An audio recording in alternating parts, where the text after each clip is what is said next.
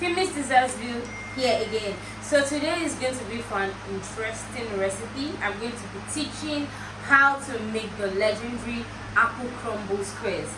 This right here is not the typical apple crumble, the regular ones. This one is the apple crumble square. It's more like the cake-like type of apple crumble. So it has like a cake-like inside, and then the top part has the crust. So come along with me. I'll be showing you all that it entails. It's a very quick dessert. It gets ready in about 1 hour max plus prep time, and it's always a very good option for those that serve desserts. Serve it whilst it is warm, or you can also serve it at room temperature. It goes very nicely with ice cream, as the case may be. So it's a very delicious dessert and you love it. Okay, so and it's also a dessert that can be served in your homes, maybe for your in-house party or anything at all. It is very versatile, easy to prepare. The category is easy actually, and the ingredients are easily accessible. So just come closer, let me show you the basic ingredients, and then I'll run by the measurements, and then we'll get right to it. Bear in mind that to make apple crumbles, the most interesting part is that you don't even need a mixer. Isn't that amazing? You don't need any electric mixer. Everything is handmade, and regardless of if there is no mixer, you don't have any mixer or anything, or if you just want to whip it up real quick, it works just fine for you. So definitely we are going to be needing apples, the regular Granny Smith apples in green. It could be red, but I always prefer the green ones because they always have this bit of the sour taste, and it gives it that tangy result. Okay, you need your brown sugar, you need your white sugar. You need both of them because brown sugar is typically moister, like it has more moisture than the white version of this. So we have it so that you have the perfect balance. You need your vegetable oil, you need your eggs, you need your vanilla flavor, you need your ground cinnamon, your salt, the baking powder, the sugar, and that's it about it. I already pre-measured everything here except for the other extras that I'm going to be adding to the dry ingredients. So basically I'm just going to prepare the dry ingredients, set it apart, prepare the wet ingredients, add the flour into it, and then fold in the apple already drained. I kept this in water. This is a simple hack for you, for those that cut out fruit. This is actually not only for apples. You leave it in the water and add just a drop of lemon juice. Doing that would help it not to lose its original color, at least as much as possible, so you don't have like a brown colored looking apple that looks stale or not so attractive. So that's it. And then we have our separate ingredients for the crumble topping. That is the toppings that feels like the biscuit like topping that's going to be spread on it, that makes it the apple crumble. Yeah, so it's crusty, it's crispy, it's not soft, it comes out like crumbs. So we're going to be using flour for that one. We use white sugar or brown sugar as the case may be. Bear in mind that if you need to use brown sugar, you need a lesser quantity because brown sugar is typically sweeter, and then your regular margarine as the case may be. This is salted margarine. Okay, so let's go right into it. We already have our flour here, and then of course I'm going to be teaching one butter, and one butter is just ideal for a square shaped 8-inch pan. This is the imported pan, and I already have it buttered and then dusted off with some flour so that it can come out easily, because it's more like a cake, but then it has a lot of apple in it, and then the crust. And then you need to use a square pan preferably, because remember I said it's apple crumble squares, so definitely you need a square pan so that you'll be able to cut them into square shaped bars, like mini bars, and look really nice. So after that, I'm just going to run by this recipe from the book just so I don't make any mistakes, and so that there won't be any contradictions. So I'll go by, for one batter you're going to be needing 1.5 cup of all-purpose flour. I have that already pre-measured here to save time. This is the set of cups I use.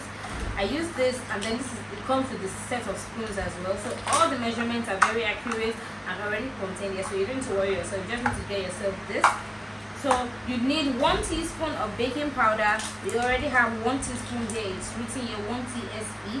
So those are the ingredients that I'll be adding to the flour, just so that you can see how I measure them. They are always leveled. No heaped measurements, please. Everything has to be leveled. You can even use your fingers to level it out. So after that, you need 1 teaspoon of cinnamon, ground cinnamon as the case may be. That's what we have here. Okay, it can be any brand as long as it's good quality ground cinnamon. Alright, so half of a teaspoon of salt, regular table salt. That's what we have here, not sea salt, not anything, just the regular kitchen salt. And then half cup of white sugar, we have that here already. And then half cup of brown sugar, we have that here already. I just measured them out to make it easy. Okay, then 2 eggs already broken into the cup as well. 1/3 cup of vegetable oil, that's about 1/4. We have that here as well, so you don't need to worry yourself. It's written here 1/3 cup of vegetable oil. 1 teaspoon of vanilla flavor, we have that here, and of course 4 cups of apples, peeled and diced. Peeled, diced, and cut. Peeled, cut, and diced. When I mean cut, I mean that seed part at the center. You take it out so that doesn't get into it. Like you take that out, you extract that part before you dice it up, just as seen here. So I just went ahead to soak mine in the water with a drop of lemon, just so that I can preserve it and I'm ready to use it as seen here. So before I use it, I'm going to be draining it off. I don't need the liquid, so I need just the dried part of the water. So after doing that, we'll just try and measure everything and then we'll get it. So this is the flour already. We already have the 1.5 cups of all-purpose flour here. So I've put my sieve over it so that I can sieve in all other ingredients. Next will be going in is the baking soda. I'm not particular about any brand. This is the brand I use, but you can use any good brand of baking powder. So like I said, it's 1 teaspoon of baking powder. So here, 1 TSP. It's in here. So just need to open it. 1 teaspoon leveled goes right in, and then half teaspoon of salt. Bear in mind that before you start this process, because this process is going to take quite a quick time, like it's going to be very fast rather. So I already preheated my oven because to get the oven prepared, 180 degrees centigrade as always. For everything you bake, you'll be ready. That's almost like the regular mark of oven, 180 degrees or 230 degrees Fahrenheit, but I use 180, so it's on the mark of 180 right now, so that when I'm done, I will just return it into the oven and then bake it for approximately about 35 to 40 minutes, depending on the intensity of your oven and the depth of your pan and everything I said already. So after that, I'm going to be adding half teaspoon of salt, because I already added baking powder. So half teaspoon of salt, that's 1/2 TSP. So you don't expect the spoons to have the full spelling, but the abbreviation for teaspoon is TSP. So this is half TSP. Same thing as half teaspoon, goes right into it as well. Some people might prefer to put the salt directly into it, because they feel like it's going to reduce the quantity of the salt whilst sieving it out. But that's why I already sieved in the flour, because I just need to make sure everything is well aerated to ensure that it comes out with the perfect texture it ought to come out with. So I sieved it. I always sieve in everything regardless of salt or anything, so everything comes in well sieved in and is smooth. So after that, I think that's all about the dry ingredients for me. Yeah, we don't like it. So I'll just sieve this in right now. Sieve this in. See if we have nothing.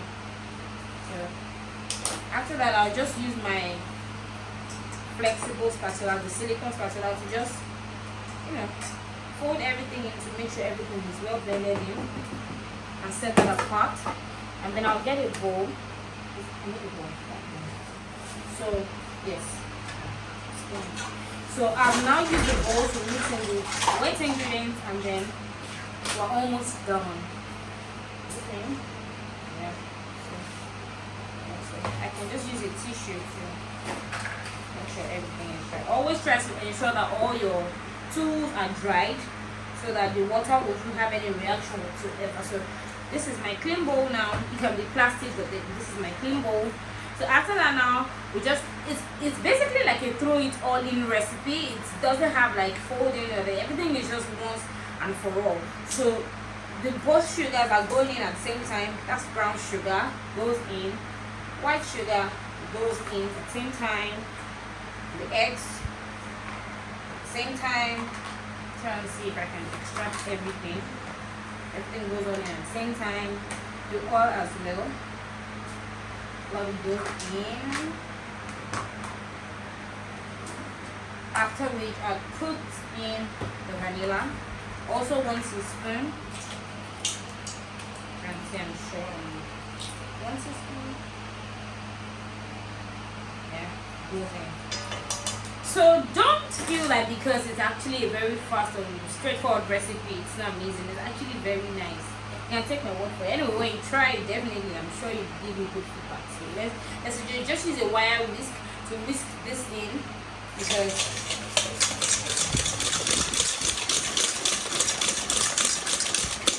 so like I said, it's pretty fast. As we are now, we are done. Like I already have the instruction is to just whisk this in until all is combined. You wouldn't get fluffy or smooth or anything because it's not needed anyway. So that's just what the recipe calls for. So after doing this, you just go ahead to add all the dry ingredients all at once. Yeah. So instead of using this at this point, I just use my silicone spatula because there will definitely be the clumps of the flour in here, and then I need to be shaking it out and shaking it out, and that's too much hard work. So now I just fold this in to help me drain this into here. Or I can just do it just so you can see.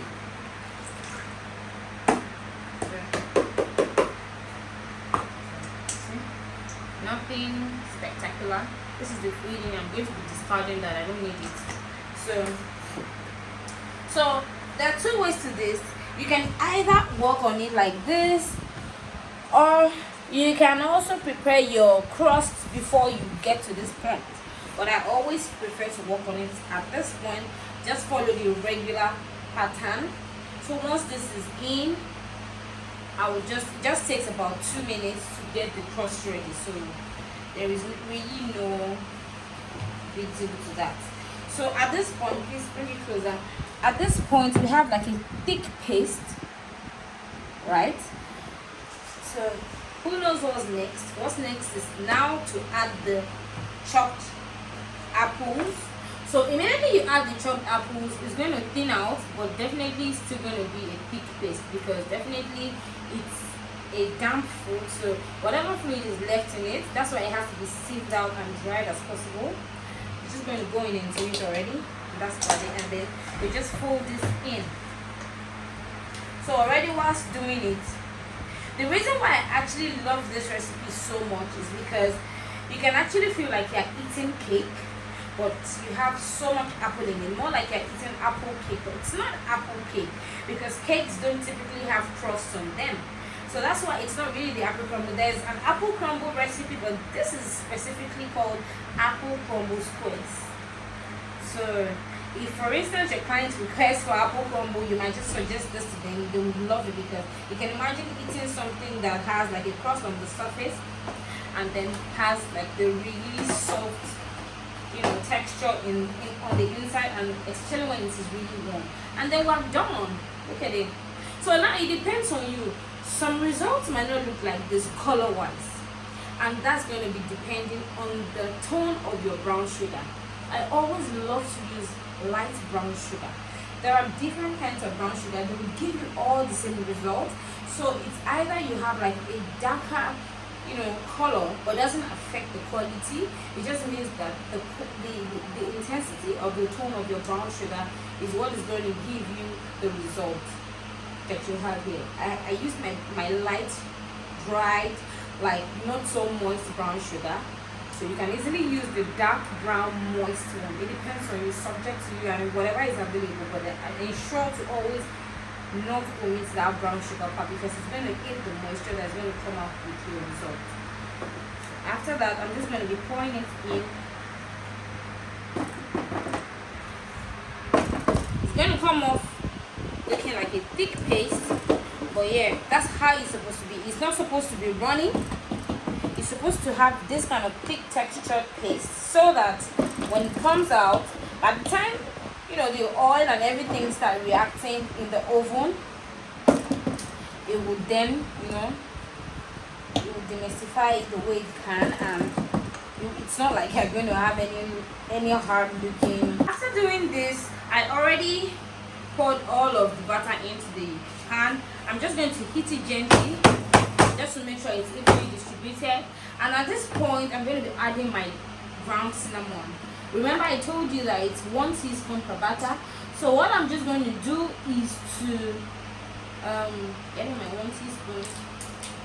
Can I get a sieve? You can easily sprinkle it in, but I always know a sieve, something to sieve it. You see that one? Yes. So I have my sieve. I'm going to be adding 1 teaspoon of cinnamon now, pouring it right in, and I'm just going to sieve it over the butter. After doing that, I'll just use this one to just shake it nicely, fold it in nicely. There is a reason why I didn't add it to the butter, and that's just because I need the flavor to be a bit more intense than if I had added it to the dry ingredients. So I'll show you what the result looks like now. So bear in mind that I'm not stirring it in vigorously, and I am not even folding it in. It remains on the surface. That's what we have now. So after doing that, I'll set that apart, and then I'll prepare my crust. You can also use the bowl that you use for the, you know, for if you don't have enough bowls with you, or you need to just save up tools and utensils, you can always use the same thing. So now at this point, you just add your butter into the bowl. The reason why I use this disposable cup is because it's very flexible. I can get everything out as necessary.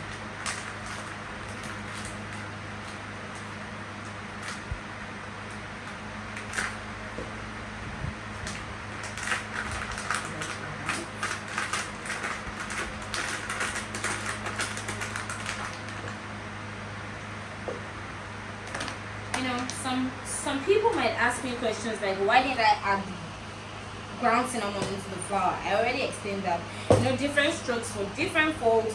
I've actually tried both techniques, but I prefer the result it gives me when I add it over the already prepared apple butter. After which I'm going to add my sugar all at once.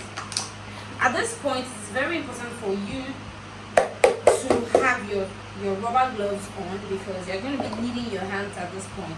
You can't use your tool or anything, because the reason why you need to use your hands is for you to get the right texture.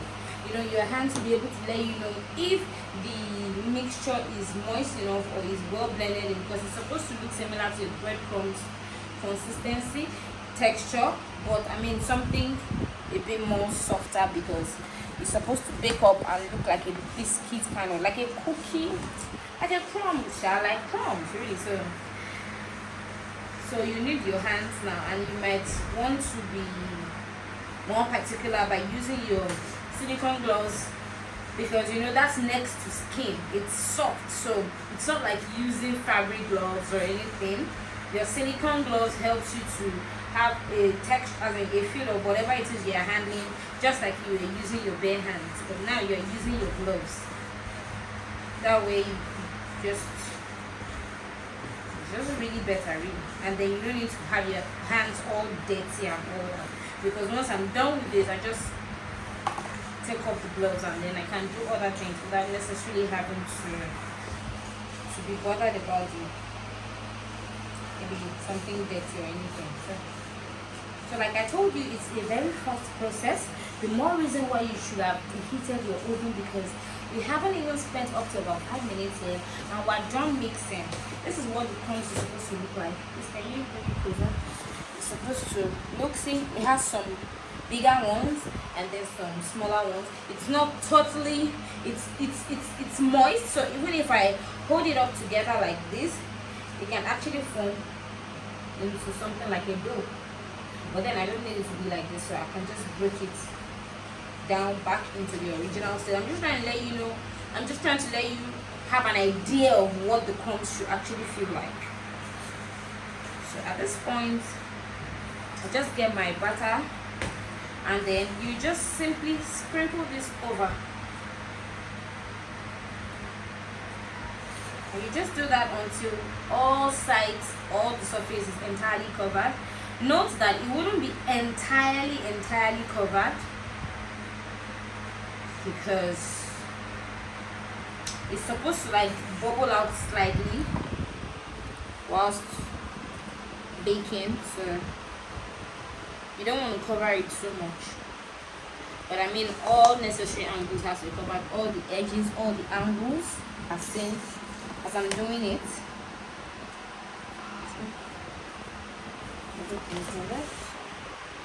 After that, at this point, you really do not need to tap the pan gently over the table because I already did that, remember. So what you just need to do now is, once you're done spreading the crumbs over the surface, you just use your hands to just press on it very gently, more like feather-like pressure over the butter, just so that you're sure that it's very firmly stuck on the surface of the butter. Even if you skip that part like puppy, you forget or anything, you don't need to shoot yourself because it will still come out. And this is also because so that when you want to flip it when it's baked, you don't have a lot of crumbs littering everywhere. So as much as possible, it will be firmly stuck. So that's what I'm going to do, and I'm just going to make sure I have it. See, so there is a perfect binding from the wet butter and then the dry one. So after this is done, our apple crumble batter is ready. Heading to the oven now, and then in about 35 to 45 minutes, I'll be back with the result. By the time it is baked, you need to insert the skewer, your tester, whatever it is you're using to test the cake's doneness in the center, and it has to come out absolutely clean.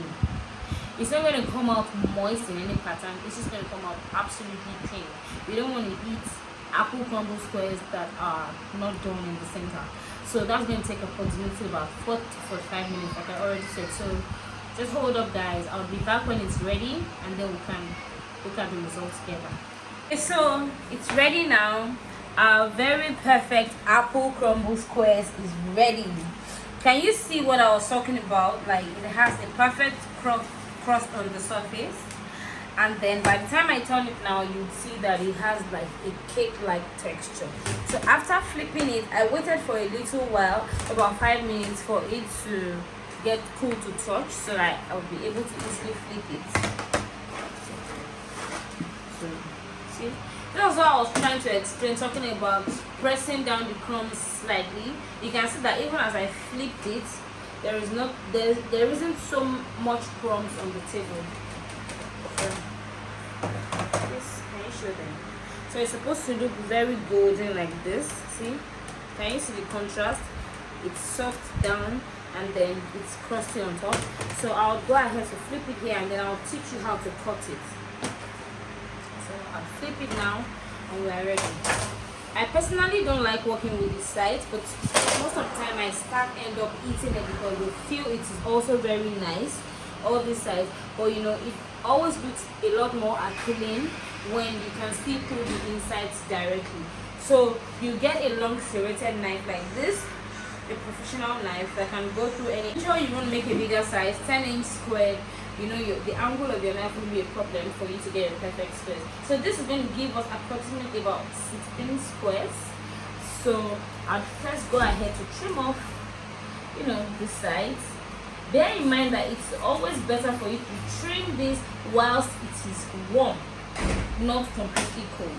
Because the more it gets cold, the harder the crust will become, and the harder it will be for you to cut through it neatly. Because the beauty of this kind of apple crumble is for you to get clean cuts, clean sides. already. Can you see what it looks like? Please, can you show them what it looks like? Can you see the cubed apples in it? So I'll go ahead to cut all four sides. The reason why I'm holding it is because it's already getting really cool, and if I don't hold it with my hands with a firm grip, there is a tendency that it can rip apart because, you know, it's really crusty. So this is the fourth side. So even those that are eating it in, they still have a lot to enjoy. See? So after doing this, I just go ahead to partition it using I just eyeball it. I don't measure out, but I just know that my size 8 pan cuts about 16, so it's going to be 4 and 4. So you just go ahead to cut. This is the first one. Always make sure that before you press down the knife, always make sure you get through to the soft part before going all the way down, because if you just go all the way down, you stand the risk of, you know, pressing it down. Can you see what I'm doing? Can you see? It's a bit too hard on the crust, so just cut it, walk it through gently, so when you can feel the soft parts, and then you can just run it down easily. It's the second one. This is the third one.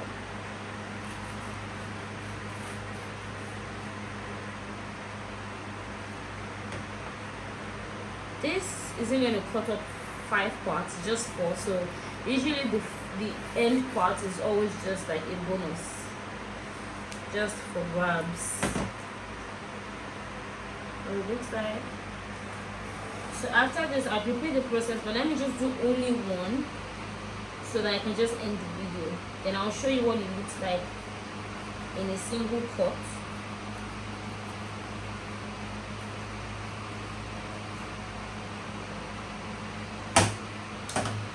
Here, there we have it. You can just pick any one. Perfect apple crumble squares.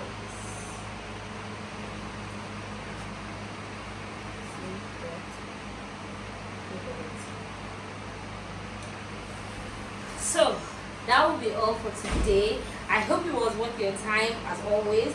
I hope you learned something new. I hope you're going to include this in your next dessert menu. I can't wait for you all to wow your guests and your clients, and I also cannot wait to get your feedbacks and your reviews. Kindly drop them in the comment section, and as always, I'll always never overemphasize that you should always click on the like button, subscribe to my YouTube channel, show us some love, and spread the word. Spread the word and share the love around. Let everybody come here and see something and learn something new today. So as always, I remain your favorite girl, your favorite baker girl, famous dessert girl. Until next time, bye bye.